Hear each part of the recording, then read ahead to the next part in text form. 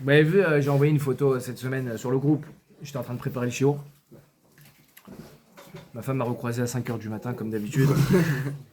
Et finalement, je vous parlerai pas de ce que j'ai préparé cette nuit-là. En plus de ça. Comme d'habitude. Comme d'habitude. Cette semaine, Rabotaï, on va parler d'un sujet vraiment. Et j'espère qu'à la fin de ce shiur, ça va vous aider à changer un petit peu la vision que vous avez sur le monde. Et je pense qu'il y a pas mal de choses que je vais dire qui vont faire écho à des choses que vous connaissez déjà ou vous pouvez imaginer. Et donc, c'est pas pour autant qu'il faut être moins attentif parce que même s'il y a des choses que vous connaissez sûrement déjà, les choses elles rentrent dans la tête et dans le cœur à condition de les répéter. Il y a beaucoup de choses qu'on sait et qui nous changent pas pour autant. Et souvent c'est parce que ça manque de répétition. D'accord ? On sait qu'il faut être honnête et pourtant parfois on est malhonnête. On sait qu'il faut pas faire du lachon hara, pourtant on fait quand même du lachon hara. Donc c'est pas parce qu'on sait qu'on le fait. Et ce qui aide souvent à faire, c'est le fait de répéter. Et des fois on oublie et en répétant, on s'en rappelle et ça nous aide à avancer. Et cette semaine donc, à Emet, c'est un sujet, et en particulier chez Rav Dessler, mais dans la vie en général, qui vraiment, si on arrive à l'appliquer, si on arrive à y penser au quotidien, aide à voir différemment les choses au quotidien. Et d'ailleurs, chez Rav Dessler, d'ailleurs, ça fait beaucoup de fois que je dis d'ailleurs, mais cette semaine, mercredi, c'était le Yortzeit, la Iloula pour vous, de Rav Dessler. De Rav Dessler. Mardi soir, je crois. Non. Mardi soir, donc mercredi. Non, frérot, arrêtez, ça y est, arrêtez les téléphones. Oh. Donc, et chez Rav Dessler, ce sujet-là, ça fait partie des grands thèmes pour Rav Dessler. Des sujets qu'il a beaucoup traités et auxquels il a accordé beaucoup d'importance et de temps. En particulier dans les shiurim qu'il faisait à l'époque à Ponyovitch, mais même en général, c'était un sujet qu'il traitait beaucoup et qu'il a traité beaucoup au travers du Mirtav Eliyahu.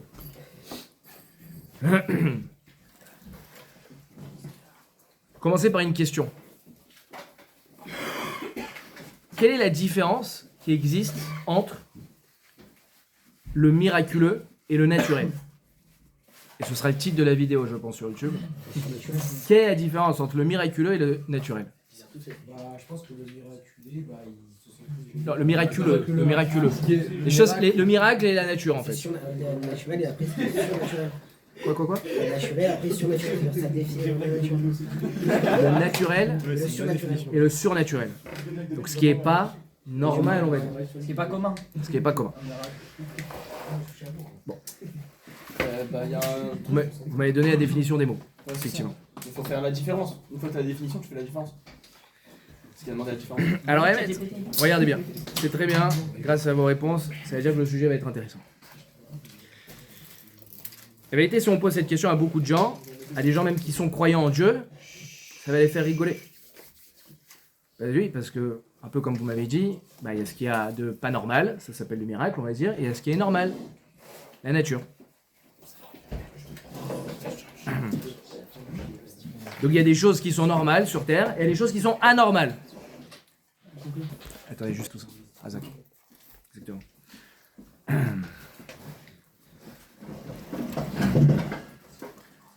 Qu'est-ce qui s'appelle naturel en français ?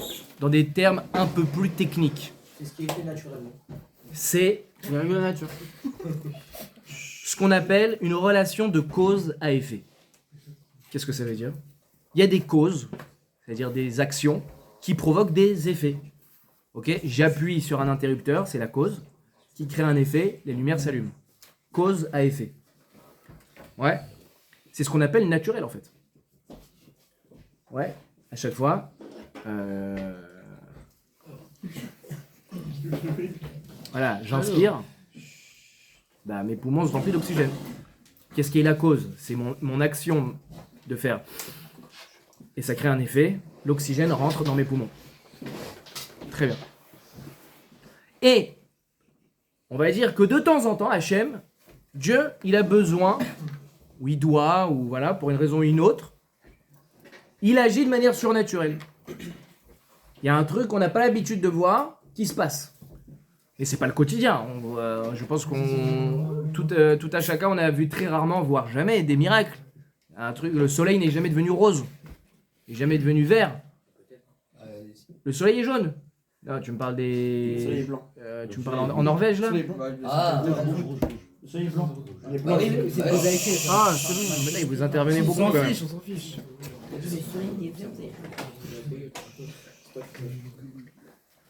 Donc, par exemple, à l'époque de Yahushua, il a pu arrêter le soleil. Yahushua, il a arrêté le soleil. Quand il se battait contre la ville de Jéricho, Ah, oui. il voulait.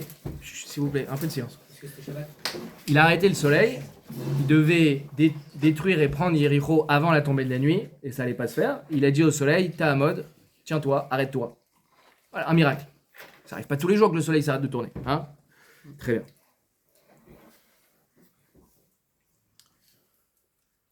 Mais non, moi je vous ai dit, quand on appuie sur un bouton, la lumière elle s'éteint. Bah oui, c'est logique, la cause et l'effet. L'électricité, on la connaît. C'est le circuit fermé, le circuit ouvert. Quand j'appuie sur le bouton, je ferme le circuit, pouf, il y a l'électricité qui se crée. Quand j'appuie sur l'interrupteur, je réappuie, le circuit s'ouvre, il n'y a plus d'électricité qui passe. Logique. Mais la vérité, qui a dit une chose pareille? Qui a dit que c'était logique? Pourquoi c'est logique? Si tu demandes à quelqu'un, mais alors pourquoi ça se passe comme ça?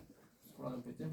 On le fait tous les jours. C'est devenu logique. C'est devenu normal. Razak. Bah oui. Quand je plante une graine dans la terre, pousse un arbre. Ça pousse un arbre. Bah oui, c'est normal. J'ai planté. Si tu demandes à quelqu'un, comment ça se fait qu'il y a un arbre qui a poussé à cet endroit? Bah, c'est parce que j'ai planté une graine et j'ai labouré la terre et j'ai arrosé. Et qu'est-ce qui s'est passé? Il y a un arbre qui est sorti. Normal. Je dis mais pourquoi tu dis que c'est normal? Et je dis bah regarde, la nature, elle est comme ça.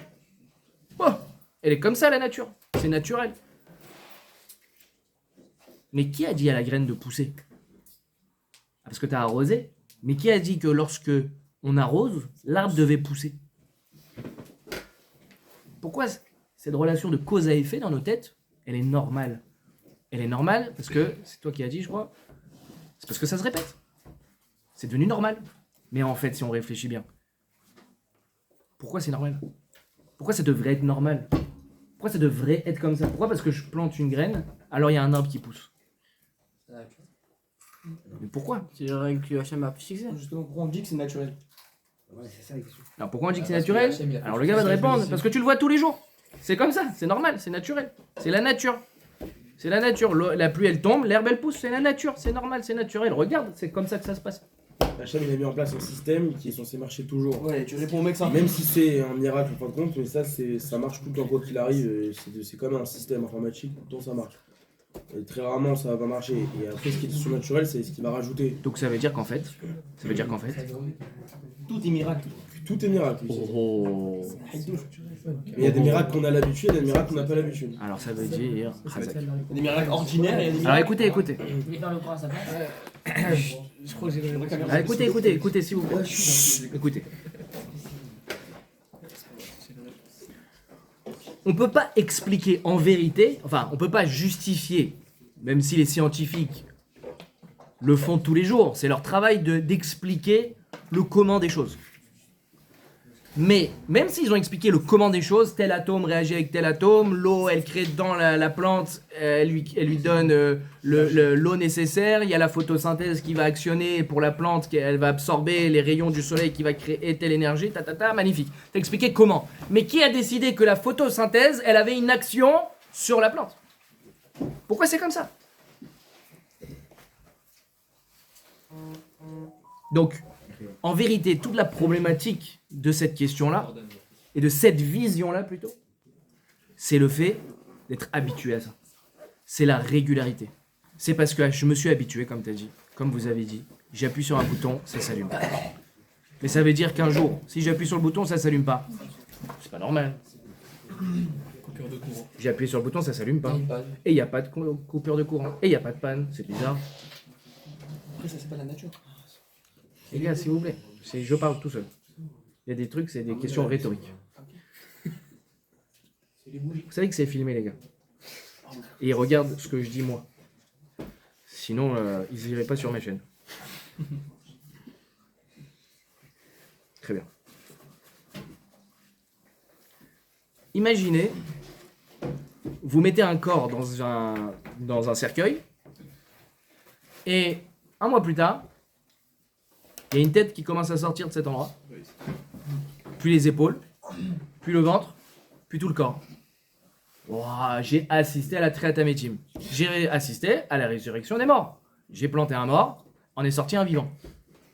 Et là, c'est choquant. On est sûr d'avoir assisté à la Triatamétim. On est enfin arrivé à la résurrection des morts. Eh ouais. Petite coupure. Donc, quand je plante un mort et qu'il y a un vivant qui pousse de la terre, je suis choqué, à juste titre. On n'a jamais vu ça. On n'a jamais vu un mort revivre, ressurgir de la terre. Pourquoi? Parce qu'on n'a jamais vu, donc on est choqué.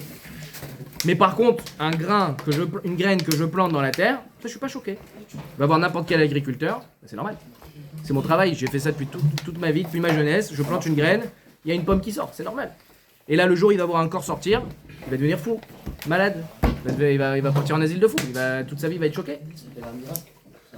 C'est miraculeux. Mais maintenant, qui a dit à la plante de pousser? Pourquoi c'est plus miraculeux finalement qu'un mort qui sort? Parce que Hachem, il a fait les choses comme ça. Alors on va voir. Hachem il a fait des choses comme ça. Mais ça veut dire que quoi? Ça veut dire que qui c'est qui fait pousser la plante? C'est la même personne qui fait pousser le corps. Et celui qui fait pousser le corps, c'est la même personne qui fait pousser la plante. C'est juste que t'as pas l'habitude.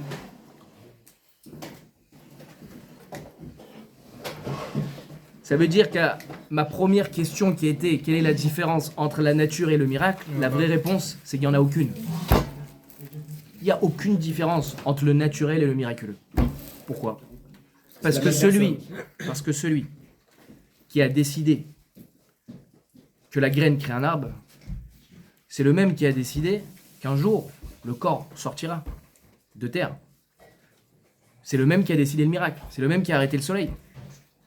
Mais parce que nous sommes simples d'esprit et qu'on se laisse avoir par l'habitude, on se dit que une graine qui crée un arbre, c'est normal.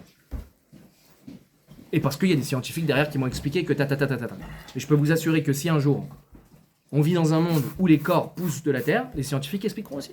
Et ça deviendra normal. Pourquoi? Parce qu'on est habitué. Et donc quand j'appuie sur un interrupteur, ça doit s'allumer, c'est normal. Et si ça s'allume pas, il y a une coupure d'électricité, on va répondre ça.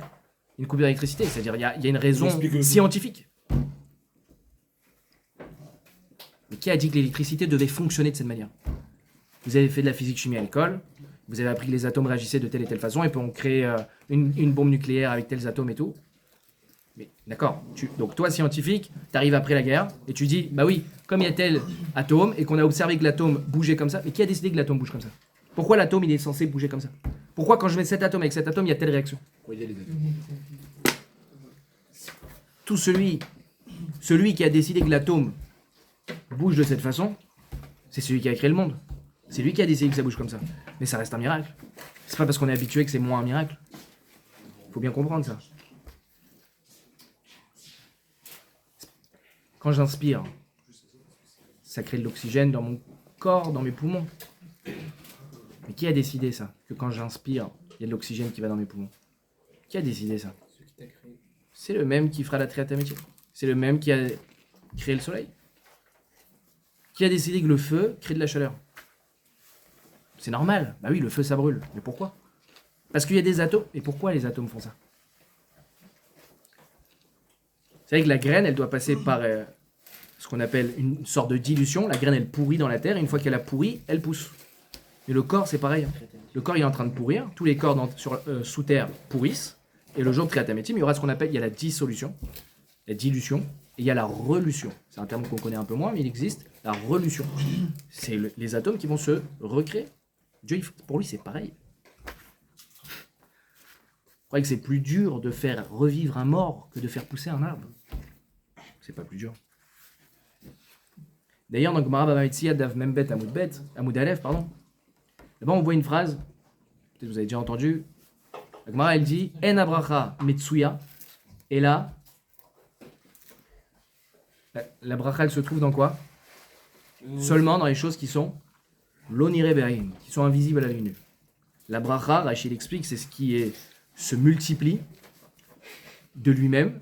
Toujours quand on emploie le terme bracha, ça veut dire ribouille, multiplication, ajout. D'accord? Donc la bracha, c'est ça quand on dit fais-moi une bracha, fais-moi tout ça. c'est sous-entendu, la chose elle se multiplie, que j'ai plus, et que la chose elle se multiplie d'elle-même. Et donc la bracha elle se trouve que dans les choses qui sont invisibles à l'œil nu. Pourquoi c'est comme ça?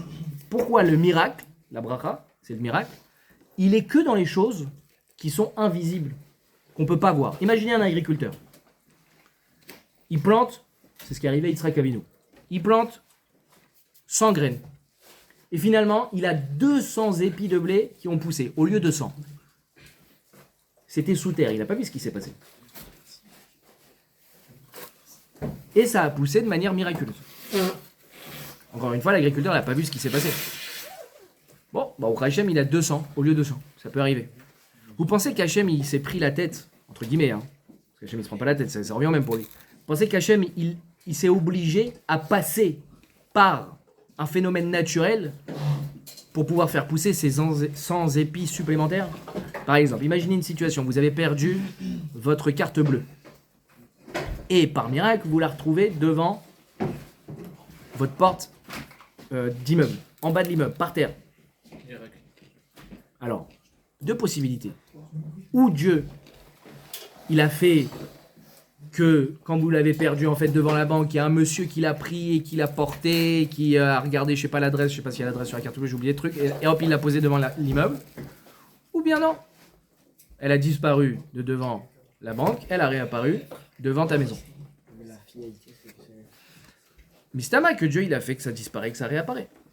Après des fois non, des fois il y a quelqu'un vraiment qui l'a vu et qui l'a ramené. Mais là, à émettre, je pense que le plus logique, c'est que Dieu il a fait disparaître de devant, il a fait réapparaître devant chez vous. Pourquoi? De toute façon personne ne l'a vu. Pourquoi Dieu il aurait besoin de passer Par l'intermédiaire. par quelque chose de naturel, La finalité, c'est. puisque de toute façon voilà, c'est pour qu'elle réapparaisse devant chez toi. Mais alors du coup on apprend quoi de cet enseignement de la Gemara? Que la bracha, c'est-à-dire le miracle, il est que dans l'invisible. Donc comme je vous ai expliqué, ce qui de toute façon n'est pas visible à l'œil nu, Dieu il passe par ce qu'on appelle un miracle, par des phénomènes surnaturels. Mais tu le verras pas, puisque c'est invisible à l'œil nu. Comme cette carte bleue qui réapparaît devant chez toi. Tu sais pas ce qui s'est passé, toi le matin tu te réveilles, ah bah au Hachem, et tu t'imagines qu'il y a un gars qui l'a vu et qui l'a posé devant chez toi parce qu'il a deviné que t'habitais là. Bon. Ça m'est arrivé un matin, j'avais perdu ma carte vitale, et je sais pas, 1 ou 2 jours après, je crois que je la retrouve devant chez moi. Non, il y a un livre, il y a un type qui fait des travaux devant chez moi et qui me dit c'est à vous ça? Et je crois que c'est même pas moi qui avais ma carte vitale, c'est ma femme, elle a dû la perdre quelque part. Là, peut-être il est passé par un phénomène naturel, le monsieur il est tombé dessus, je sais pas ce qui s'est passé. En tout cas, elle est réapparue devant chez moi. Peu importe ce qui s'est passé, elle est devant chez moi. Dieu, est-ce qu'il a dû se prendre la tête pour que ça tac? Je sais pas. Oui, il a vu qu'elle était dans la main d'un homme, Mistama, ça s'est fait de manière naturelle. Mais Dieu, encore une fois, dans les choses cachées, il n'a pas besoin de passer par un phénomène naturel, par un phénomène qui nous est habituel. Faut dire ça comme ça maintenant. Pas un phénomène naturel. Un phénomène où on est habitué. C'est miraculeux, mais on est habitué à ça. Donc on appelle ça nature, c'est la nature. Mais donc qu'est-ce qu'on apprend de là? On apprend de là qu'en fait, tout ce qui est visible à nos yeux, planter une graine, arroser de l'eau, respirer, manger, digérer, aller aux toilettes, tout ça, tout ce qu'on fait et qui nous paraît naturel, tourner la clé dans la voiture et il y a le moteur qui s'allume, j'accélère, bah il y a la combustion, tout se passe normal, naturel, comme j'ai l'habitude. Là, Dieu, il te met tous les jours de ta vie à l'épreuve. Ce que tu verras pas, il n'a pas besoin de te mettre à l'épreuve, tu le verras pas. Mais tout ce que tu vas voir, il te met face à une épreuve. C'est quoi l'épreuve? C'est de se rendre compte que là où tu vois la nature, il y a aussi tout autant Dieu. Là, quand je suis en train de parler, c'est normal. Je bouge ma voix, je fais un truc dans ma gorge, je ne suis même pas conscient de ce qui se passe, et hop, je parle. C'est normal. C'est une épreuve. Pour vous tous et pour moi, c'est une épreuve. Pourquoi c'est une épreuve? Parce que là, vous vous dites c'est normal. J'entends, c'est normal. Bah oui, il y a le tympan, truc. Si je demande à un médecin, il va m'expliquer très vite. Audio Protéine m'a expliqué très vite comment ça marche le tympan. C'est une épreuve. Pourquoi c'est une épreuve? Parce que là, tu crois que le tympan fonctionne naturellement. Mais elle est là l'épreuve.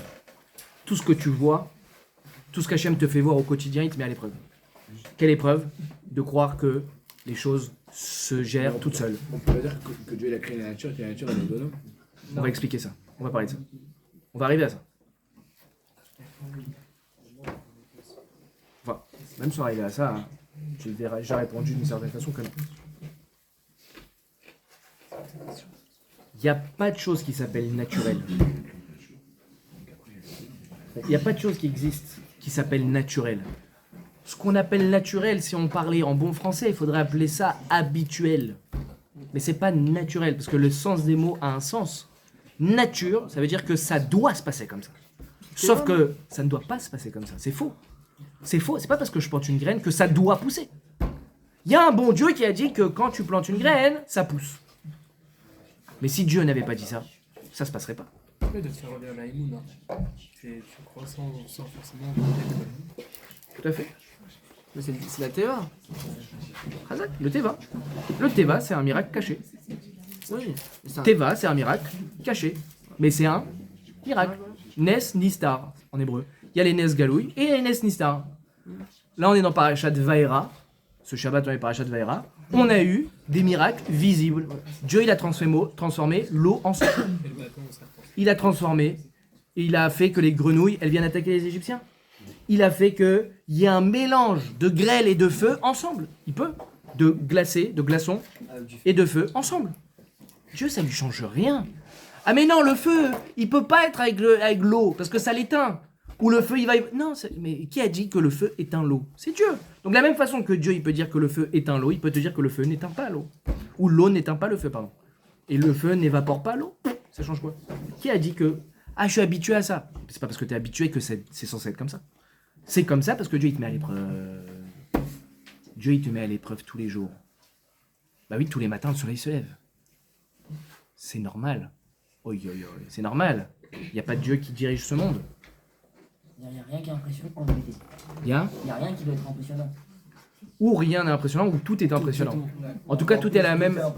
Tout est impressionnant. Tout est waouh, tout est miracle. On s'en rend pas compte. Déjà. Mais on s'en rend pas compte. Il a dit c'est une habitude, exactement. C'est ce qu'il a dit il y a 5 minutes. Les laits, ça peut tromper, non? Tous les jours, dans Modim. Par exemple, tu vois pas, mais tu crois dans la foi. Les choses que tu vois, ça peut te tromper avec autre chose. Voilà. Dans Modim, tous les jours, qu'est-ce qu'on dit? Donc, Ve'al nishmotenu apekudot lach, Ve'al nisecha shebechol yom imanu. Et au miracle, à tes miracles, shebechol yom imanu, qui sont tous les jours avec nous. Quel miracle? Tous les jours j'ai des miracles, moi? Non, pas du tout. Moi, tous les jours je me réveille, normal. Je me brosse les dents, normal. Je fais Netilat d'abord. Et je vis, et je marche, et je vais au collège, on va au travail. Voilà, chacun normal. Il est où le miracle? Ah, des fois, j'ai l'impression d'avoir vu un miracle parce que Dieu, j'ai failli me faire écraser par miracle à quelqu'un qui... Voilà, une fois. Mais sinon, c'est normal. Donc c'est plus du côté. C'est normal. C'est tous les deux miracles. Sheber. Ve'al nisecha. Les Anshe Knesset Agdola qui ont écrit la Hamida. 120 Talmidei Chachamim qui ont écrit la Hamida. Ve'al nisecha shebechol yom imanu. Tous les miracles qui sont tous les jours avec nous. Et là-bas, ça continue. Ve'al nifleotecha. Des choses magnifiques. Ve'tovotecha et tes bontés. Shebechol et qui sont à chaque instant. Erev avoker vetsaoraim, le soir, le matin et l'après-midi. Tous les jours. Matin, midi et soir. C'est pas normal. Ce que tu vis n'est pas normal. Je crois que c'est normal. C'est pas normal. Alors pourquoi les miracles qu'on ne voit pas, qu'on voit, on doit faire des Seudat d'ailleurs. Alors que ça devrait rien changer. Parce C'est que- la miracle que tu vois, c'est la miracle que tu vis. Parce que Dieu, effectivement, Changer le terrain. il a mis une habitude pour te mettre à l'épreuve. Et un jour, il t'a permis de le voir. Merci Hachem. Il n'était pas censé faire ça, dans le sens où Hachem, effectivement, il a érigé des règles. Ces règles-là, il les contrôle à chaque instant de ta vie. Et un jour, il a décidé, il change ça pour toi, pour te sauver. Mais on ne doit pas attendre le miracle pour voir que c'est miraculeux. Et en vérité, tous les jours, tu remercies Dieu. Tous les jours, tu fais les brachot pour dire merci à Hachem. Tu fais pas une sotodada, une achélamie.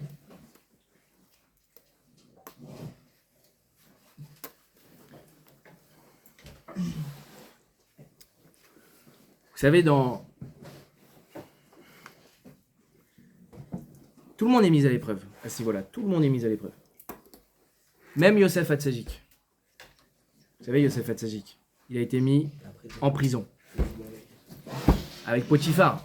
la femme de Potiphar, la femme d'une personnalité importante à l'époque en Égypte, elle voulait à tout prix choper Yosef. Il était tellement beau, tous les jours de sa vie, pareil, il travaillait chez eux et sa femme, elle le saoulait.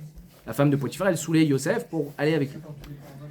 Et Yosef, il a tenu tous les jours. Et un jour, ils étaient seuls à la maison, elle est allée trop loin, elle lui a arraché ses habits, et là, Yosef, il a résisté à l'épreuve, et là, la femme de Potiphar, elle a vraiment été vexée, donc, ça existait déjà à l'époque, elle a prétendu que c'est Yosef qui a cherché à la violer. Bah oui, parce que là, d'un coup, il y a des cris à la maison et tout, Potiphar, il arrive, qu'est-ce qui se passe? Et là, elle va pas dire, je voulais aller avec un autre. Donc elle a dit, il a cherché, elle est avec moi. Il a été mis en prison. 10 ans de prison. Au bout de 10 ans de prison, il était avec 2 autres personnages qui s'appelaient Sarah Mashkim, Sarah Ophim, le maître échanson et le maître panetier, les 2 serviteurs de Paro. Et il a dit au serviteur qui s'occupait du vin, il lui a dit, s'il te plaît, rappelle-leur que je suis en prison.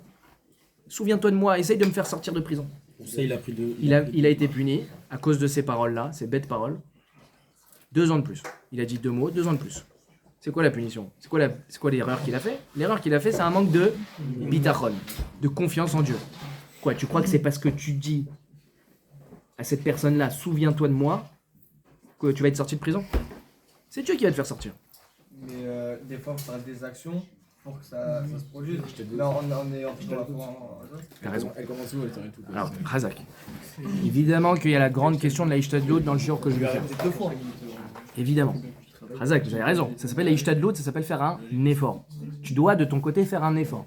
Depuis Adam Arishon, cette obligation elle existe. Parce qu'on a dit, Hachem il a puni Adam Arishon d'avoir mangé du fruit de l'arbre, tu sais, le fruit de la vérité.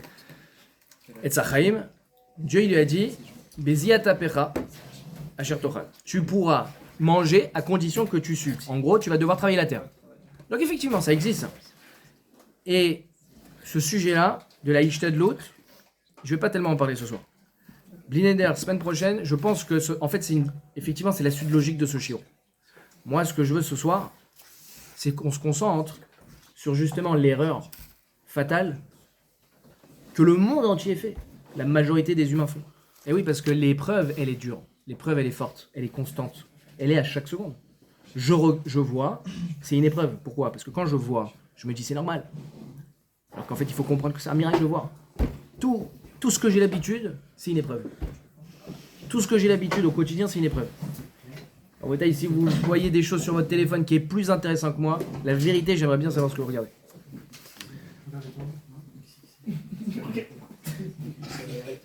pas drôle, c'est bon. Alors, arrêtez.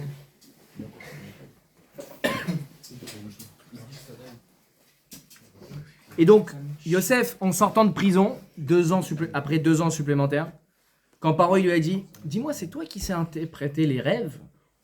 Et là, Yosef, il n'a pas fait 2 fois la même erreur. Il a tout de suite dit « Biladai !» C'est pas moi, c'est Dieu. C'est Dieu, c'est pas moi. Là, il a compris. Yosef, on va pas le reprendre 2 fois, il va pas dire « Ouais, c'est moi qui gère. » Non, c'est pas moi. On peut se dire « C'est un ouf, Yosef. » Attends, t'es face au roi, il peut te faire kiffer de ouf, et t'as tout à gagner à au contraire dire ouais, je suis un gars qui gère les rêves, de te mettre en avant, de faire des compliments sur toi-même, etc. De dire que mon pire défaut c'est être perfectionniste, etc. Là c'est le moment où tu déclares ton CV, tu vois. T'es devant le roi, voilà, et tu ressembles à rien. Tu peux. Non, Yosef, non, il a pas peur. Yosef il dit c'est pas moi je suis rien. Il dit ça à Paro. Qui dit ça à son CV? Je suis rien. Un entretien d'embauche. Il dit je suis rien, c'est Dieu, tout est Dieu. Ça lui a été très bénéfique. Il est devenu vice-roi d'Égypte, la plus grande puissance du monde à cette époque. Et il faut bien comprendre que là, ce dont je suis en train de vous parler, de ce qui est naturel, il faut voir dans quel quotidien, Béhémet, on se lance des fois et on ne se rend pas compte à quel point ce qu'on fait peut être en vérité ridicule. Et je ne parle pas de vous, je parle de moi. Vous savez quand par exemple, pour le travail, pour l'argent, tous les calculs qu'on peut faire, je vais investir dans ça, je vais faire des efforts dans ça, je vais bosser tant d'heures, je vais rajouter une année d'études, et je vais faire ci, je vais faire ça, pour pouvoir finalement gagner tant, ou je vais lancer mon business comme ça, etc. etc. Et en fait, je suis là en mode calculateur et investisseur et truc et analyse de la situation. Parce que si je fais pas comme ça, Mistama lui va me doubler. Alors faut que je gère la pub de cette façon et que j'envoie à tel. Et en fait, tu es en train de tout calculer et tu te rends pas compte qu'en fait, ce que tu as cru prendre en compte, mais il y a encore des milliards de facteurs qui peuvent faire en sorte que ça marche pas. Toi, tu t'es dit, je contrôle tout ce que je suis conscient. Mais il y a des milliards de choses où tu es inconscient. Qui a dit que tu vas pas peut-être mourir demain en fait? Qui a dit que tu vas pas te casser la jambe? Qui a dit que le gars, que finalement, il va dire bah non, je suis malade? Ou je sais pas quoi, n'importe quoi. Tu peux pas gérer ça. Et ça encore, c'est des choses où on peut être conscient. Je suis en train de vous dire des infos qu'on peut pas gérer, que moi-même je suis conscient que peut-être ça peut arriver. Mais en fait, il y a des milliards de choses. Il y a des milliards de choses. Mais vous savez, par exemple, un expert comptable. Aujourd'hui, un expert comptable. Ouais, un gars qui a fait 8 ans d'études, donc. Expert comptable, c'est une bonne situation en général, ouais. Mais peut-être que dans encore 2-3 ans, les experts comptables, ils feront faillite tous, hein, avec l'IA. Ouais. Mais il y a tellement de métiers à Rabotaille. Écoutez, c'est pas parce que j'ai parlé de l'IA qu'il faut s'exciter. Il y a des métiers et... Il y a tellement... Marvin, si tu dis ça, c'est que BMet, tu te rends pas compte à quel point tout est pas entre nos mains. Là, j'entends dans ce que tu dis. T'as raison, a priori l'IA, mais tu crois qu'à l'époque, un expert comptable, il s'imaginait que l'IA pourrait, un jour, quelque chose pourrait remplacer son métier? Tu crois que le gars qui, à l'époque, travaillait chez Ford et créait lui-même la pièce pour la voiture, il s'imaginait qu'il y ait quelque chose qui puisse le remplacer? Impossible d'imaginer une chose pareille. Et pourtant, ce gars-là a été remplacé par une machine. Et ce gars-là, il a été mis au chômage. Donc ça veut dire quoi, Rabotaille? Allô. Donc, encore une fois, s'imaginer que lorsque on monte un business, on a prévu un rendez-vous avec un grand investisseur, et ce rendez-vous-là, c'est toute notre vie, on calcule et on truc, tous les efforts qu'on met sont en vérité un peu, voire beaucoup dérisoires. Comme tu as dit, il y a la Ishtadlout. Ça, il faut en parler, c'est important. Mais avant de parler de la Ishtadlout, en vérité, on parle toujours d'Ishtadlout. On parle toujours il faut évidemment faire des efforts, ça ne viendra pas par magie, exactement. Mais en vérité, avant même de comprendre la Ishtadlout, il faut déjà comprendre qu'en vérité, tout ce qui est sur Terre est miraculeux. Rien n'est normal. Et donc, tout ce que vous pensez et croyez, ce que je pense, contrôler, mais on ne contrôle pas. C'est parce que tu as mis une graine que c'est normal. Et vous allez me dire, mais attendez, tous les experts comptables gagnent mieux que les, je sais pas moi, que quelqu'un qu'un éboueur. Donc, tu vois bien qu'il y a une nature. Mais peut-être que cette nature que Dieu a mis, qui a fait que tous les dentistes gagnaient mieux, ou que tous les experts comptables, ou que tout ce que vous voulez gagnent mieux que tel métier, mais ça aussi, ça fait partie de l'épreuve. Parce que pareil, un jour, peut-être l'IA, ou il y aura un médicament qui va faire que pouf, les dents ne s'abîment jamais. Le dentiste, du jour au lendemain, il sera mis sur la touche. Par exemple. Il y a plein de métiers qui ont disparu, les gars. Et ces gens-là, ils ne s'imaginaient pas que ça pouvait arriver. Mais toute cette normalité, tout cet automatisme qui s'appelle cause à effet. J'ai fait 10 ans d'études, c'est la cause, donc effet, je suis riche. Vous savez, le pourcentage de gens qui ne travaillent pas dans les études qu'ils ont fait, il est énorme. Toi, tu t'es dit, j'ai fait 5 ans d'études de ci, finalement, tu travailles dans un truc aucun rapport. Il y a 40% à peu près de gens qui ne travaillent pas dans les études qu'ils ont fait. Donc tu vois bien qu'en fait, tout ce que tu t'imaginais de trucs, finalement, tu travailles même pas dans ça. Parce qu'ils aiment pas, parce que ce que tu veux. Je trouve pas d'explication, moi. C'est géré comme ça. Par contre, il y a un truc que je contrôle, effectivement, c'est face à la Vera, face à la mitzvah, le choix que je fais. Ça, c'est ce que Dieu attend de toi. Après, le reste, c'est quand je beaucoup. Il te met à l'épreuve tous les jours. Être capable de le voir. Et maintenant qu'on en parle, est-ce que vous avez le sentiment qu'un jour, on arrivera à vraiment vivre le quotidien des choses comme miraculeux? Est-ce que vous arriverez un jour, est-ce que j'arriverai à me dire qu'un jour, je mange pas et je meurs pas? Ouais, c'est très dur ça. Non.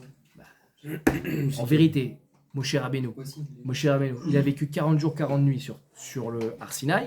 Quand il a reçu la Torah, il n'a pas mangé, ni bu, ni mangé. C'est impossible physiquement. Par exemple, on n'est pas Moshe Rabbeinu. Rabbi Hanina ben Dosa, dans la Gemara Psachim, si je ne me trompe pas, un jour sa fille, écoutez bien cette histoire, un jour sa fille, elle s'est gourée juste avant Shabbat, elle a mis du vinaigre à la place de l'huile pour allumer les bougies. Et là, elle était très triste. Elle s'est dit, oh, je vais pas pouvoir allumer les bougies pour Shabbat, ça brûlera jamais. Rabbi Hanina Mendoza, son père, il lui répond, pourquoi t'es triste? Tu crois que celui qui a dit à l'huile de brûler n'est pas capable de dire au vinaigre de brûler en parlant de Dieu? Dieu, il a décidé que l'huile brûle. Le vinaigre peut brûler tout autant, pour Dieu, ça ne changera rien. Et Béhémet, qu'est-ce qui s'est passé? Le vinaigre a brûlé tout Shabbat en plus.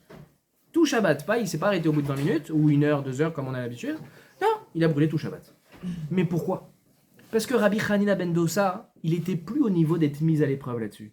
Rabbi Hanina ben Dosa, il est arrivé à un niveau tel qu'il voyait Dieu partout. Il voyait Dieu dans le coca, il voyait Dieu dans la table, il voyait Dieu dans l'atome, il voyait Dieu dans sa respiration. Pour lui, le naturel n'existait pas. Jamais il allait dire bah, c'est normal, il a bossé beaucoup, c'est normal, il était intelligent, Non, il n'y a pas de normal, il n'y a rien de normal. Il n'y a rien de normal en bataille.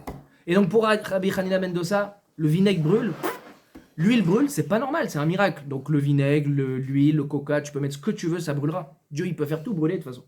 Il n'y a pas un combustible qui est mieux que l'autre. Alors là, Hachem, il a décidé dans notre monde que l'huile, c'est l'huile combustible. Très bien. Mais en vérité, ça peut être le vinaigre. Ça change rien. Ça change rien. Et vous comprenez pourquoi je vous ai dit en début de chiour que Béhémet, ce chiour-là, si on l'intègre bien, hein, il est censé changer notre vie. Tout ce qu'on voit, on le verra différemment. Il n'y a plus de c'est miraculeux, c'est naturel. Tout est miraculeux. Rien n'est normal.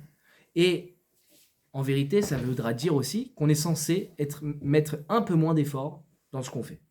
Il faut garder la Ishtadlout, mais déjà se dire que les efforts que j'ai faits, c'est pas ça qui justifie le résultat. J'ai fait ma Ishtadlout, si vous voulez. Mais des fois, il y a des gens, hein, ils arrivent à un niveau où ils pensent qu'ils sont associés à Dieu, en fait. Pourquoi? Le plus bas niveau, on va dire, d'Emouna, je parle de quelqu'un qui croit en Dieu. Hein. Je ne parle pas de quelqu'un qui ne croit pas en Dieu. Et les gens, ils croient en Dieu. Bien sûr qu'ils croient en Dieu. Bien sûr qu'il y a un Dieu qui a créé le monde, évidemment. Dire l'inverse, ce serait fou. Ok. Mais ils pensent aussi que Dieu, je crois qu'il y en a quelques qui m'ont dit ça au début de Chio, ils pensent que Dieu a mis une nature et que maintenant, cette nature, elle avance toute seule. Dieu, il a décidé maintenant que je plante la graine, ça pousse. Il a décidé que le soleil, il est comme ça, que ça réchauffe, truc, etc. Très bien. Mais que maintenant, Dieu, il s'occupe plus de ça. Donc, en gros, la nature, elle fonctionne toute seule. Et donc, ça voudrait dire que je peux contrôler, moi, en tant qu'être humain, la nature. Puisque maintenant, il y a quelque chose qui fonctionne toute seule. Et que je peux un peu prévoir, du coup, ça. C'est-à-dire, c'est pas Dieu qui constamment fait vivre la nature. Il a lancé la nature, Dieu. Maintenant, la nature, elle vit d'elle-même. C'est normal qu'il pleuve. Quand il y a trop de chaleur, ça crée une évaporation de l'eau qui crée des nuages qui ensuite, ces nuages-là, vont ramener de la pluie, etc. Tout ça, c'est prévisible. Voilà, les gens qui font la météo, ça va être dur d'avoir de la émoula. Et ben, cette personne-là, en réussissant, qu'est-ce qu'elle va dire dans la tfila? Elle va dire merci Dieu de m'avoir donné l'intelligence nécessaire pour prévoir la nature. Et même ça, c'est grave. C'est grave, pourquoi? Parce que tu as cru que c'était toi qui avais contrôlé la nature. Mais c'est Dieu qui a fait. C'est ton intelligence qui... Mais c'est Dieu qui a fait.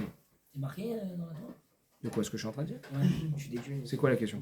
Que, comme quoi, Dieu m'a donné l'intelligence. Non, je suis en train de dire l'erreur du gars. Ah, ok. Le gars, il croit en Dieu. Même il va remercier Dieu. Mais il n'a pas compris. Pourquoi il n'a pas compris? Parce qu'il croit que ce qu'il a fait, c'était de sa force, c'était de ses bras, c'était de sa tête. T'as cru que t'avais prévu quelque chose? J'ai été malin. Merci Dieu de m'avoir rendu malin. T'as pas été malin, mon pote. Ce qui se passe, c'est pas toi qui l'as décidé. Ah, tu crois? C'est toute l'épreuve.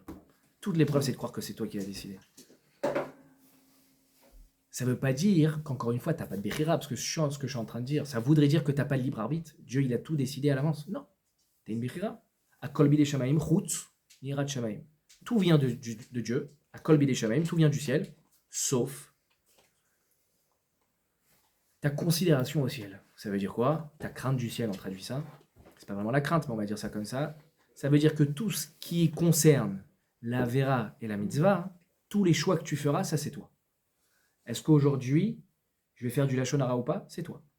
Ça, Dieu, il veut que ce soit toi qui gères. Mais le reste, c'est Dieu qui gère. Je sais plus qui c'est qui m'a raconté ça. Je sais pas si c'est Rav Samuel lui-même ou un autre Rav. Par exemple, un jour, petite anecdote où il y avait Rav Samuel, donc qui était avec Rav Char, je crois, si je me trompe pas, dans un parc. il y avait Rav Shach, je sais plus qui était l'autre Rav. Et à un moment donné, Rav Shach, il appelle donc l'autre personne, il dit, toi qui aimes bien toutes ces histoires-là de bitachon et de miracles et tout, il dit, regarde ce qui est en train de se passer. Qu'est-ce qui était en train de se passer? Il y avait un pigeon, un oiseau, qui pouvait plus se déplacer, il avait les pattes cassées, il peut plus se nourrir. Un oiseau qui vole plus, qui se déplace plus, il meurt. Il y avait un ver de terre qui avançait vers l'oiseau. Pourquoi? Dieu, il a décidé de nourrir cet oiseau. Ben, le ver de terre va se diriger lui-même vers cet oiseau. Et c'est pareil pour nous, c'est juste qu'on ne le voit pas. Là, tu vois de tes yeux, finalement, qui c'est qui nourrit les gens? Qui c'est qui nourrit les animaux? C'est Hachem. Qui c'est qui nourrit l'être humain? C'est Hachem. Rav Freikin, un jour, en arrivant à l'approche de Lyon, il revenait de Marseille, je crois, et Aix-les-Bains, c'est à peu près dans la même région que Lyon. C'est 1 heure. Et à un moment donné, il dit à son chauffeur, en voyant de loin la ville de Lyon, Aix-les-Bains, c'est beaucoup plus petit, il voit Lyon de loin, et il dit à son chauffeur, arrête-toi 2 minutes. Il regarde comme ça la ville de Lyon, tous ces grands immeubles, c'était la nuit, et là il dit à son chauffeur, il dit, t'imagines là toutes ces petites lumières, dans chacune de ces lumières, il y a un appartement, il y a une famille, il y a des enfants, il y a des parents, il y a des gens. Toutes ces milliers là de personnes qu'on voit, tous ces gens-là, ils ont mangé ce soir. Et demain matin, ils mangeront encore. Et c'est normal, on dirait. C'est normal. Bah oui, parce que je travaille, parce que je gagne de l'argent. Donc, haboub. C'est pas normal. C'est pas normal. Qui a dit que tu devais gagner de l'argent? Vous savez, il y a des gens qui disent, il faut que je travaille. Pourquoi il faut que je travaille? Pour gagner de l'argent. Mais pourquoi? Parce que je vais avoir une famille. Parce que je vais avoir des... Qui t'a dit que tu vas avoir des enfants? Qui t'a dit que tu vas trouver à te marier? Qui t'a dit que tu vis demain? Alors, avec ce que je dis, ça veut dire qu'on vit plus. Alors, il y a, oui, un minimum. Comme j'ai dit, Hachem, il a maudit Adam, tu seras obligé de travailler. Si tu laboures pas ta terre, ça poussera pas. C'est vrai. Mais il faut voir le temps passé par les gens pour arriver à leurs objectifs. Et ça, c'est un problème. J'ai pas dit qu'il faut pas faire du shtadlout, j'ai pas dit qu'il faut pas travailler. Mais j'ai dit qu'il faut être conscient d'une chose. Tout ce qu'on fait, c'est miraculeux. Rien n'est normal. Il faut que je fasse des shtadlout. Ok, Hachem, il a mis dans le fonctionnement du monde que l'homme, il est obligé de faire la shtadlout. D'accord, parce que Dieu, il veut pas te faire de miracle. Dieu, il n'est pas obligé de te faire un miracle. Dieu, il va pas faire sortir le pain du mur, ça c'est sûr. Mais à un moment donné, tu mettras ce pain à la bouche et tu vas mâcher, ouais. Et une fois que ça passe dans l'œsophage, là, dans la gorge, qui c'est qui gère? Tu gères là où ça va aller, qui c'est qui va digérer, hop, et que ça aille aux toilettes? Qui c'est qui gère ça? Donc il y a bien un moment donné où il faut lâcher prise. Alors toi, tu te dis, non mais tous, je contrôle. Oui, mais là, tu contrôles plus. Alors, qui c'est qui gère finalement? Pourquoi tu acceptes de manger? Tu gères pas là ce qui se passe à l'intérieur. Non mais attends, le corps, qui c'est qui gère? Qui c'est qui gère? À un moment donné, il faut se dire qui c'est qui gère. Ah, parce que c'est toi qui l'as mis dans la bouche, alors c'est toi. Non, Hachem, effectivement, il a décidé que l'effort que tu dois faire, c'est de prendre ce pain et de le mettre dans la bouche. Ok. Mais il veut à un moment que tu te rendes compte. À partir du moment où c'est rentré dans ta bouche et que tu l'avales, tu gères plus, mon gogo. Tu gères plus. Et toi, tu as l'impression de gérer. Mais peut-être tu vas avaler de travers. Peut-être ça va pas se digérer. Peut-être ça va se bloquer d'un coup. Peut-être ça va t'empoisonner. Si ça bloque, c'est toi qui vas décider que ça va bloquer. Et c'est fini, mon gars. C'est fini. C'est comme la respiration un peu. On Exactement. pense pas à Si le truc respirer. il bloque, c'est toi Exactement. qui as décidé que la nourriture... Exactement. Mais tous les jours, il faut le vivre comme si Ouais, c'était le dernier. Pas pour vous angoisser. Pour être conscient Ça, c'est moi qui dis. que chaque jour, c'est un miracle. Chaque réveil, c'est un miracle. Dieu, il a mis ça sous forme de nature. Il t'a caché. Il t'a caché. Mais il faut pas tomber dans le piège. Vous savez, il y a combien de quantité de nourriture dans le monde? Vous savez, le soleil, combien de chaleur il produit? Et pourtant, on n'en profite que d'une infime partie. Vous savez que quand Dieu, il donnait la manne, la manne, c'est la nourriture céleste qui tombait dans le désert.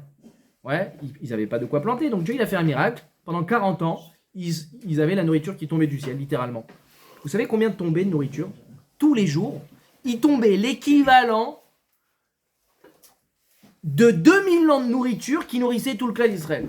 C'est-à-dire chaque jour, il y avait une quantité qui pouvait nourrir tout le peuple d'Israël pendant 2000 ans. Ça a duré pendant 40 ans. Pourquoi il fait ça, Dieu? Quand tu fais un enfant, il y a 1 million de spermatozoïdes qui sont sortis à ce moment-là. Pour que finalement, il n'y en ait qu'un seul qui gagne la course. On est d'accord? Pourquoi Hachem, il a fait comme ça les choses? Pourquoi il a fait 1 million? Mais c'est pour te dire, mais si tu t'inquiètes, si tu crois qu'il y a profusion, Dieu, il n'est pas limité à un. Il y en a des millions, il y en a des milliards. De nourriture, il y en avait des tonnes. Maintenant, Dieu, il t'a mis à l'épreuve, il t'a dit attention, il y a certes 2000 ans de nourriture qui tombent là aujourd'hui, mais tu dois prendre que ce que tu as besoin pour aujourd'hui. Le reste, tu dois le laisser. Et il y avait des gens qui n'avaient pas confiance. Datan Ve'Aviram. S'ils prenaient plus, ça pourrissait. T'as de quoi manger aujourd'hui et tu t'inquiètes pour demain. Mais qui c'est qui t'a nourri aujourd'hui? Kol mi sheyesh lo pat besalo ve'omer ma'ani ochel machar areu mikat ne'emuna. Tout celui qui a de quoi manger aujourd'hui, qui dit qu'est-ce que je vais manger demain, il fait partie des gens qui ont une petite émouna. Ah, on a tous une petite émouna, je pense. Oui, On s'inquiète tous de ce qu'on va manger demain. Mais Khaboub, t'es en train de manger là maintenant. Pourquoi tu t'inquiètes? Pourquoi tu t'inquiètes? La personne qui t'a nourri aujourd'hui, elle te nourrira demain. Oui, parce que 40 ans, ils se sont dit c'est normal que la nourriture. Hazak, ça aussi. J'ai pas parlé de ça, mais t'as raison. Pour nous, la plante, elle sort de la terre, mais parce qu'on est habitué à ça. Mais t'as raison que ceux qui habitaient dans le désert, qui ont vécu 40 ans dans le désert, la normalité c'était quoi? C'était que ça tombe du ciel. Donc tu vois bien qu'en fait tout est une question d'habitude. Pour eux, c'était plus un miracle. Hein. Ils vivaient avec la nané cavote qui les protégeait. C'est normal. Bien sûr qu'on est protégé. Bien sûr que si tu demandais à ces gars-là d'où vient la nourriture, ils vont dire bah, du ciel. C'est normal. Tu vas dire bah non, moi la nourriture elle vient de la terre. Il dit quoi? Ouah, le miracle! Il dit mais non, c'est pas. Non, on s'est trompé, c'est l'inverse. Non, non, c'est pareil. C'est une question d'habitude. C'est une question d'habitude, Raboub. C'est une question d'habitude, David. Ça veut dire que toi, tu crois que tout vient de la force de tes bras, de la sueur de ton front. Je suis pas en train de dire que Hachem, effectivement, il a pas mis une nature qui fait que le président de la République, il gagne 12 000 euros et que le caissier, il gagne moins que ça. Il gagne peut-être 2 000 euros, je sais pas. Combien il gagne, le caissier? Non, pas caissier, il fait les rayons. Je sais pas. Chacun... Non, on va pas demander, non, je rigole. Chacun gagne une somme différente et il y a visiblement des classifications dans le métier. Mais ça aussi, ça fait partie de l'épreuve, Rabotai. Ça fait partie de l'épreuve. Ça fait partie des choses qui nous paraissent normales. Mais Dieu, il va obligatoirement te faire passer des choses normales qui vont s'inscrire dans ton cerveau, qui vont s'inscrire dans ton modèle de pensée et de fonctionnement et qui va faire qu'un jour, tu vas te dire, bah, si je deviens pas orthodontiste, si je deviens pas ci, je deviens pas ça, eh bien, j'aurai pas beaucoup d'argent. Et effectivement, on observe que c'est comme ça. Mais si le gars, il a pu devenir ça, s'il a pu atteindre ce niveau-là, c'est que c'était aussi voulu par Dieu. Bon, après, c'est un peu plus compliqué, mais quoi hein? Il a fait un travail. Qui sait, peut-être qu'il lui a mis en tête dedans. Encore une fois, cette personne-là, elle peut se battre pour devenir ce qu'il espère. Finalement, peut-être qu'il tombera malade avant, peut-être qu'il mourra avant, peut-être qu'il changera d'avis avant. Il n'en sait rien. Il n'en sait rien. Alors, celui qui est arrivé, c'est que Dieu, il voulait ça. Et celui qui n'est pas arrivé, c'est que Dieu, il voulait pas ça. Donc finalement, c'est entre les mains de qui? De Dieu. C'est entre les mains de Dieu. Donc, est-ce que tu deviendras riche demain si tu te tapes comme un malade? Non. Amen. Non, tu ne deviendras pas riche. Peut-être, si Dieu le veut. Si Dieu veut. Et les gens, ils ont l'impression qu'ils sont Mahamine, ils croient en Dieu parce qu'ils disent tous les jours Bezrat Hashem, Merci Hashem. C'est quoi les autres expressions? Baruch Hashem, tout. Mais après, c'est dur aussi ce que tu dis. Bien sûr que c'est dur. Parce que là, Bien sûr que c'est dur. on prend le sens de ta phrase, ça veut dire que tu vis au jour le jour, et ça veut dire que tu fournis Ça veut pas dire qu'il faut rien faire. Non, Ça veut dire que même tu peux la travailler comme un comprendre de ouf, ça cette coûte façon-là. 200 €. Je vous ai dit, le Chafetz Chaim, il vivait comment? Le Chafetz Chaim, tous les jours, il ouvrait son magasin, il avait une supérette. Écoute. Le Chafetz Chaim, il avait une supérette, supermarché, tous les jours, il regardait. J'ai besoin de combien aujourd'hui? 20 €. J'ouvre jusqu'à temps que j'ai 20 €, ensuite je referme. J'ai pas besoin de plus. S'il avait besoin de 200 €, il travaillait pour 200 €. 20 € par jour, c'est pas beaucoup. Sache que le Chafetz Chaim, tous les clients, ils voulaient aller dans sa boutique. Ça posait problème pour les autres commerçants. C'est pas bien d'être ambitieux, genre 20 €, déjà, C'est pas je suis pas en train de dire qu'il faut pas être ambitieux ou pas. Je suis en train de dire que l'ambition, en vérité, dans le fond, il n'y a pas de sens. Pourquoi? Parce que ton ambition, tu penses. C'est-à-dire quoi d'avoir des ambitions? Ça veut dire se dire, je vais tout faire et je vais calculer, je vais faire en sorte que j'arrive à tel stade. Mais en fait, en calculant, tu t'es dit, a priori, j'ai à peu près pris tout en compte pour réussir à bien mon projet d'ambition. Mais en vérité, il y a encore des millions de possibilités que tu n'es pas au courant. Donc, je ne suis pas en train de dire que c'est pas bien ou bien d'être ambitieux. Je suis en train de dire que ça n'a pas de sens. Je suis en train de... Alors, on va revenir sur le sujet de la Ishtadlout. Bien sûr qu'il y a une Ishtadlout. Bien sûr que, visiblement, plus tu fais de la Ishtadlout, plus tu réussis, visiblement. Mais en fait, il y a plein de contre-exemples. En fait, il y en a plein. Il y a des gens qui ont gagné le milliard en jouant au loto. C'est pas juste. C'est pas entre tes mains, mon gars. Il y a des gens qui se sont tapés, qui n'ont pas fait fortune et qui toute la vie courent après l'argent, ils n'ont pas fait fortune. Alors je sais, et là je vais avoir des gens qui vont me dire par téléphone, qui vont regarder le truc, ils vont me dire mais attends, tous les experts comptables, ils sont plus ou moins riches, ils sont aisés, tous ceux qui font tel métier, ils sont moins aisés, ceux qui font ça, ils sont... Mais oui, mais alors qui lui a permis de devenir orthodontiste, qui lui a permis d'expert, qui lui a permis de... Dites-moi d'autres métiers, parce que je sais pas, je dis les mêmes. J'ai pas d'avocat. Est-ce que ça veut dire que si maintenant, là, je me lance dans les études, là, maintenant tout de suite, demain, je fais les examens de dentaire, Qui est sur je le vais pas les avoir. Naron, mais ça fait partie du naturel. Ça fait partie de l'impression qu'on a. Ça fait partie en fait, du cause à effet que Dieu t'a donné l'impression. Mais le cause à effet est très fort. Oui, mais donc concrètement, il faut que je travaille mes études pour réussir dentaire. Naron. Oui, Ça bien veut pas sûr. forcément dire que ça va marcher. Effectivement. Oui, d'accord, Ça me mais dans parle. l'autre sens, c'est pas vrai non plus. Si je fais C'est rien, je vais pas avoir dentaire. Mais ça, j'ai dit. Si toi, tu vas réussir à devenir dentiste. Quoi qu'il arrive, si tu fais rien, ça j'avais fait un chiot il y a 2-3 semaines sur l'obligation de travailler. Quoi qu'il arrive, si tu fais rien, hein, t'auras rien. Ça c'est sûr. Si tu fais rien, t'auras rien. Donc il faut l'Aïchtadlut. Donc en fait ta question c'est sur l'Aïchtadlut. Combien d'Aïchtadlut faut mettre dans les études, etc.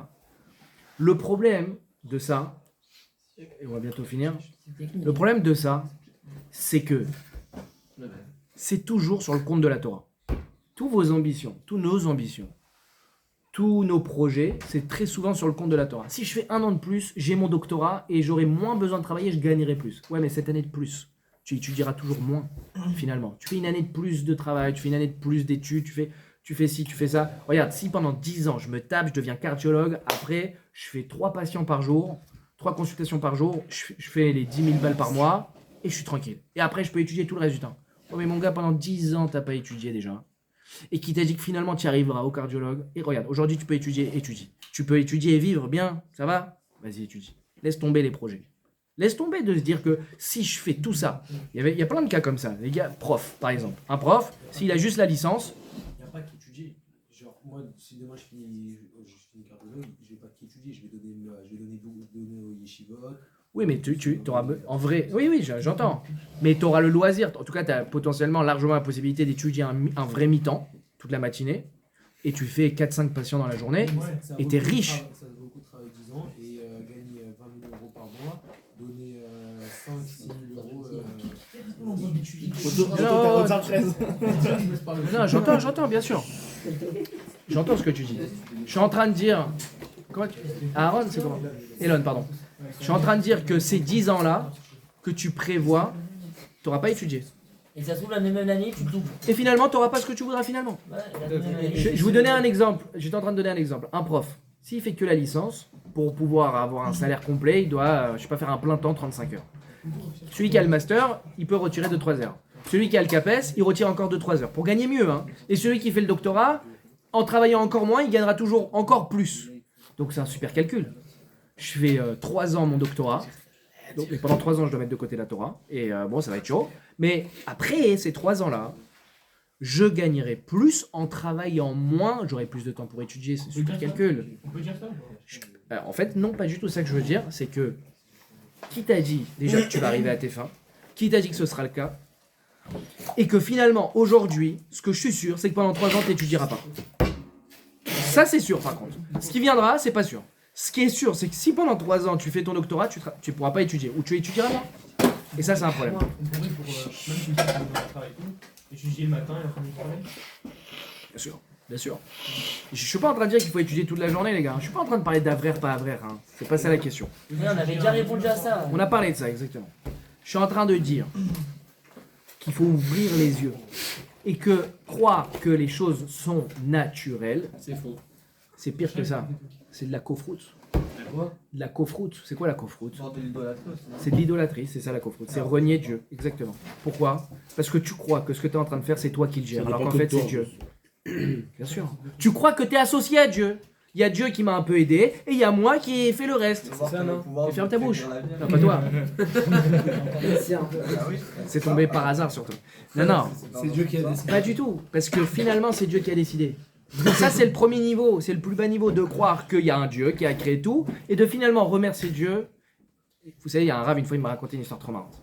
Il était rave d'une communauté très riche en Israël, une communauté à Herzliya, c'est une ville très riche en Israël, et il était rave de cette communauté-là. Et un jour il dit au rabbin, ce rave que je connais bien, il fait des super shiurim, un jour il a dû parler de ce que je suis en train de vous parler, et Un jour, le gars, en l'invitant à la maison de Shabbat, il lui dit, vous savez, moi, monsieur le rabbin, grâce à Dieu, j'ai la maison avec la piscine. Dans la maison, il y a l'ascenseur. J'ai la Maserati. J'ai tout ce qu'il me faut. Regardez, moi, vous me parlez de Dieu. La vérité, moi, je demande une chose à Dieu. Il me laisse tranquille, je gère. C'est exactement ça. C'est exactement ça. Mais c'est ça qui se passe en vérité dans le fond de nos têtes. C'est-à-dire, regarde, moi je drive ma vie, j'y vais à fond. Et grâce à Dieu, je gère. Et merci Dieu de me donner la santé. Voilà, ça souvent ils disent, la santé. Mais tu crois qu'il n'y a que la santé que Dieu te donne. Il t'a tout donné. Ta Maserati, elle est venue, elle peut partir demain. Il y a une fois une météorite. Pourquoi pas une météorite? Elle tombe, elle écrase tout. Un petit bout de météorite N'importe sur ta quoi, voiture. ben oui, bien sûr. Ça se casse, le frein il lâche, tu sais pas pourquoi. Ça peut être n'importe quoi. Ça peut être n'importe quoi. Vous savez, le père de Rav Dessler, là. Rav Dessler, c'est celui que je suis en train de faire chier. Le père de Rav Dessler était très riche. Un jour, Rav Dessler, le père, donc, Rav Dov Dessler, si je me trompe pas, il s'est dit, il y avait une monnaie qui était en train de monter. Il a changé toute sa fortune dans cette monnaie. 3 jours plus tard, ça s'est effondré le cours. Tous ces billets sont devenus des papiers toilettes, en fait. Il est passé de millionnaire à SDF. Du jour au lendemain. De l'argent, c'est du papier en soi. C'est du papier. Donc il a cru que c'était bien. Et comment il a réalisé... Arrêtez avec les phrases. Arrêtez avec les phrases toutes faites. Le père de Rav Dessler, du jour au lendemain, il n'avait plus rien. Est-ce que ça a changé psychologiquement? Ah bon, j'étais riche, je suis plus riche que ce qui est bon. De toute façon, c'était pas moi ma richesse. C'est dur. Il est allé vivre chez son fils et c'était réglé. Ouais, Mais faites pas genre. je suis pas en train de parler de dur ou pas dur. Je suis en train de parler de vérité, rabotaille. Si vous voulez que je vous dise des choses faciles, allez jouer au foot. La Torah, c'est pas facile. La vie n'est pas facile. De toute façon, il y a de facilité nulle part. Le travail, c'est dur. On en a parlé beaucoup, David. La vie, c'est dur. Si je vous disais Même en des foot, choses c'est pas faciles, facile, c'est que je suis en train de vous dire des bêtises. Rien n'est facile. Vous travaillez tous les jours, c'est facile? Non. Vous avez choisi votre difficulté. Il disait la vie est dure, mais elle est facile. Rav Samuel. Ça va les virer. Ah bah c'est Rav Samuel aussi. La vie elle est belle, mais elle est dure. Rabotaille. Les Rata Hashem, à partir d'aujourd'hui, on va essayer, moi compris hein, évidemment, de voir les choses un peu différemment. De prendre conscience que si ce matin je me suis réveillé, c'est pas normal. Et c'est une chance. La nature veut que j'y crois, que ce soit normal. Vous savez, les goïms, ils disent « Ouah, mère nature ». Alors que quand tu regardes une montagne, quand tu regardes un océan, quand tu regardes l'animal, toutes les espèces d'animaux, comment ça fonctionne, comment tout fonctionne. Mais en vérité, tu regardes 2 minutes, tu te rends compte que ce qu'on appelle nature est tout sauf nature. Comment tu peux appeler une chose pareille mère nature? Comment tu peux croire finalement que planter une graine et qu'il y ait tant de belles fleurs, tant de fruits magnifiques avec du goût. Attends, j'ai planté un truc tout pourri comme ça, petit là. Je le mets dans la terre, j'arrose, et là il y a une écorce. Dans l'écorce, il y a plein d'étapes dans le tronc. Hein. De ce tronc poussent des feuilles vertes, magnifiques, chaque arbre avec des feuilles différentes, des formes différentes, des textures différentes. Et ensuite, il y a un fruit qui repousse. Il y a des dizaines, centaines de fruits qui poussent sur cet arbre avec chacun sa couleur, chacun sa taille, chacun son goût. Et que quand je le mange, ça fait du bien à mon corps. Waouh, c'est naturel. Et le corps humain, chaque chose. Moi, j'avais un rave à la yeshiva. Son shiur, c'était un cours de science. Vraiment, hein. C'était pour développer la Emouna. Il faisait un jour cours. J'avais du mal à comprendre c'était en hébreu. C'est très technique. C'était Rav Pashkes, qui est toujours vivant d'ailleurs. Il faisait shiur, par exemple, sur le nez. Donc le nez, comment ça t'expliquer, comment ça fonctionne le nez, tous les récepteurs d'odeur, etc., etc. En fait, tu te rends compte, mais comment ça marche? Il y a des milliards de combinaisons possibles, de problèmes. Et là, tous les jours, je sens des odeurs, pouf, normal. Le tympan, mais moi je m'imagine que si j'étais médecin ou scientifique, mais ta Emouna, elle grandirait de puissance 1000. Alors souvent, c'est l'inverse qui arrive, mais bon. En tout cas, Rabotaï, voilà. On a dit, en fait, un morceau de ce sujet-là. Et je suis pas en train de dire que demain, eh bien, on va se dire que le vinaigre brûlera autant que l'huile, comme Rabbi Hanina ben Dosa, évidemment que non. Mais c'est un travail de tous les jours. Et le travail, vous savez, quand est-ce qu'il commence? Quand est-ce qu'on peut commencer à améliorer cette mida, cette qualité-là de voir Dieu? C'est par la tfila. Pourquoi la tfila? Parce que la tfila, je ne suis pas là à demander à Dieu quelque chose. Je dois remercier Dieu. Le fait de remercier tous les jours Hachem sur être en bonne santé, sur être intelligent, sur avoir de l'argent, sur... la santé, etc. Enfin, toutes les choses qu'on dit dans la tfila, la Hamida, c'est comme ça qu'on prend au fur et à mesure conscience que tout ça, c'est pas normal. Et que tout ça, ça vient de là-haut. Et que ce que j'appelle nature n'est qu'un miracle caché. un miracle caché par l'habitude et la répétition. Et que le miracle, Dieu, il n'est pas là pour te le montrer. Dieu, il est là pour t'éprouver. Il l'a fait une fois dans l'histoire, c'est dans nos parachiotes, Vaera. Voilà, il a fait plein de miracles. Il a fait l'ouverture de la mer Rouge. Il a fait le don de la Torah. Ça, c'était, voilà, pour que ce soit clair. Une fois pour toutes, c'est clair, il y a un Dieu qui gère tout. Si je veux, il y a des poux qui viennent. Si je veux, l'eau, elle se transforme en sang. Si je veux, il y a le feu et la glace. Si je veux, tous les animaux meurent. Mais que les animaux des Égyptiens, bizarrement, pas les animaux des Juifs. Que, voilà. C'est clair maintenant ? On referme la parenthèse, maintenant on reprend le cours normal de l'histoire. Comprenez que celui qui gère tout ça, c'est moi, c'est Dieu, c'est Hachem. Voilà. Et par le biais de la tefila, tous les jours, 3 fois par jour, remercier Dieu sur tout ça, va nous aider, Bezrat Hachem, au fur et à mesure, à prendre conscience que tout ça n'est pas normal, n'est pas acquis. Tout ça, c'est du surnaturel. Surtout, ne pas tomber dans cette erreur de se dire, je suis un associé avec Dieu, c'est grâce à mon intelligence. N'arrêtez pas votre ishtadlout. Je ne suis pas en train de vous dire que maintenant vous allez dans votre lit à rien faire. Je suis en train de vous dire, prenez conscience que des fois on fait beaucoup d'efforts de calcul, de trucs, ça manque de sens. Un petit peu oui, trop, c'est un problème. Si tu fais trop, c'est que tu crois que c'est toi. C'est que tu crois pas en fait. C'est que tu crois pas, c'est que tu crois que c'est toi. Le reste du temps, si vous avez plus de temps pour étudier grâce à ça, profitez pour étudier la Torah et comprendre qu'est-ce qu'il veut de nous, Dieu, Shavuot Tov, et tout de suite.